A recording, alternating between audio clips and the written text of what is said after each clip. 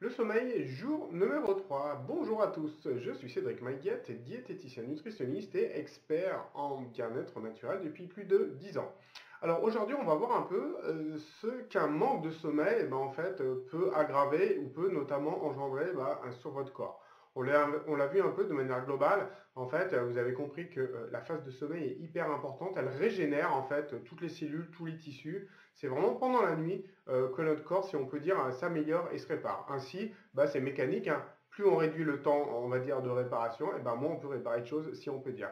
Donc voilà pourquoi, effectivement, à moyen voire très long terme, un manque de sommeil, peut entraîner des pathologies qui sont plutôt embêtantes, comme on le dit.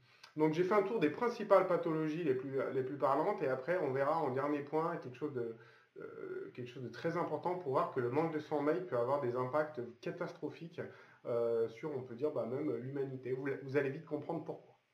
Alors, déjà, diabète et obésité, pourquoi? Tout simplement parce que quand on dort moins, on a une augmentation accrue des AGL, c'est les acides gras libres dans le sang. Et donc, on sait qu'une augmentation en fait de ce type de graisse dans le sang entraîne notamment des soucis de diabète et augmente également l'obésité. Pourquoi? Parce que dès qu'on a une augmentation, on va dire, du gras, hein, des graisses dans le sang, on développe une insulinorésistance. C'est-à-dire qu'en fait, votre insuline n'est plus aussi efficace parce que la présence de graisse entrave tout bonnement son fonctionnement et votre pancréas doit fabriquer plus d'insuline. Et il se mord un peu la queue parce qu'il fabrique plus d'insuline, mais il y a plus de gras, donc ça fonctionne moins bien. Donc au bout d'un moment, tout simplement, votre insuline est moins efficace et votre pancréas fatigue, et ce qui peut après créer, pareil, à plus long terme, des pathologies du pancréas et un diabète notamment qui peut apparaître de type 2.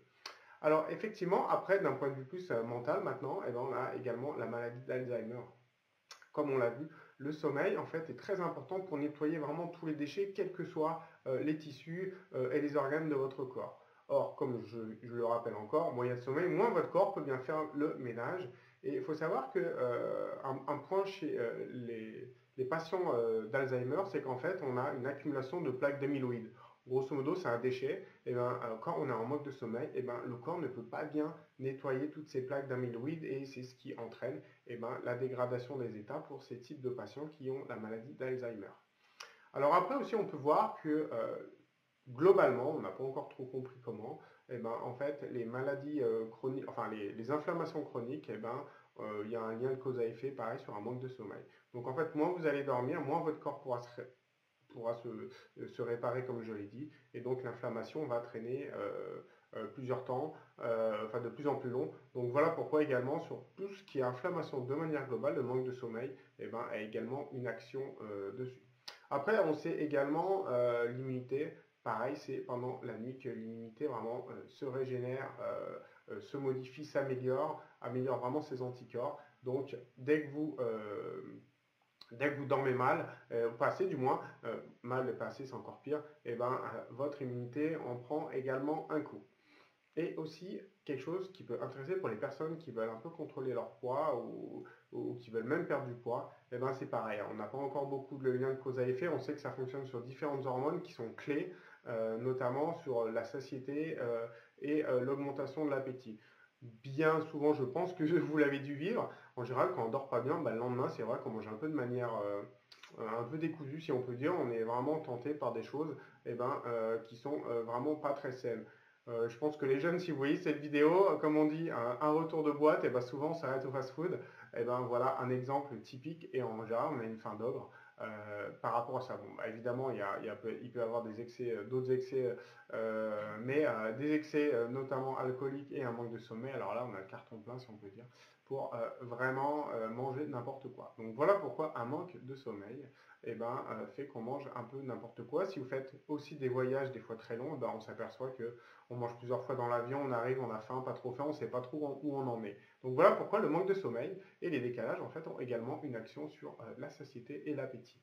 Alors le dernier point que je vous disais en tout début, là où il peut y avoir une incidence très importante, c'est notamment quand on dort moins, on peut être, on a l'humeur qui est changeante plus rapidement, on peut avoir un moral en berne, pardon.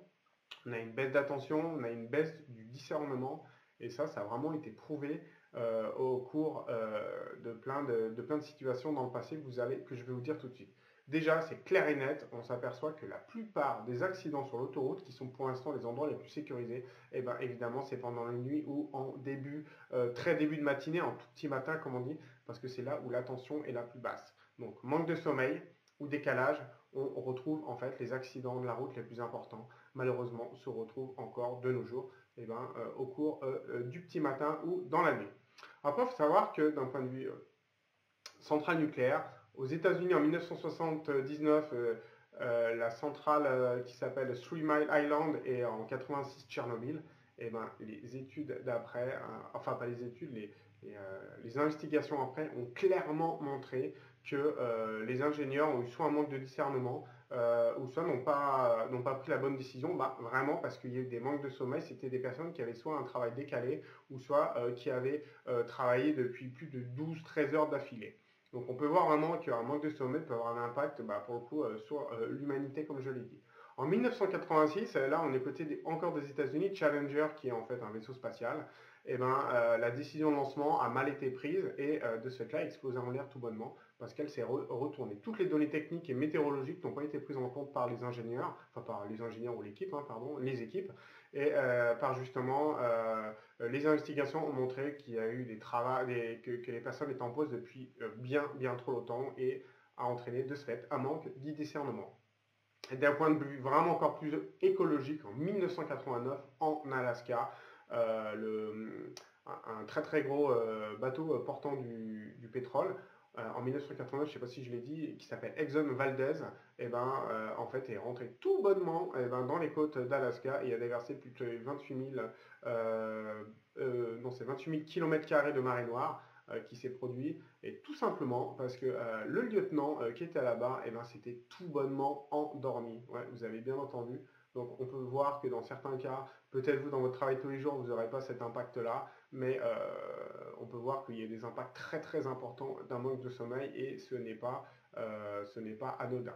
Quelque chose qui peut malheureusement arriver, c'est effectivement quand vous conduisez la nuit, hein, et ben essayez vraiment de vous préparer, de faire des pauses régulières, parce que l'accident de la route, hein, vous n'êtes pas au volant d'un pétrolier si on peut dire, mais vous n'êtes pas à la barre par exemple d'un pétrolier, mais partir en vacances très tôt le matin, tout le monde l'a déjà fait, c'est vraiment de beaucoup dormir, faire des pauses, bien s'hydrater, pour vraiment avoir tous ces sens en éveil, parce que c'est hyper important. Maintenant vous l'avez compris que le manque de sommeil, quel qu'il soit, c'est hyper important et il faut vraiment l'éduquer, notamment à votre famille, et c'est ce qu'on verra, et ben, notamment demain, les solutions naturelles, comment essayer de se régler pour les décalages horaires également, comment on fait. Je vais vous dire tout ça demain. En attendant, ben, n'hésitez pas à poser vos questions et vous abonner. À demain, bonne journée, au revoir.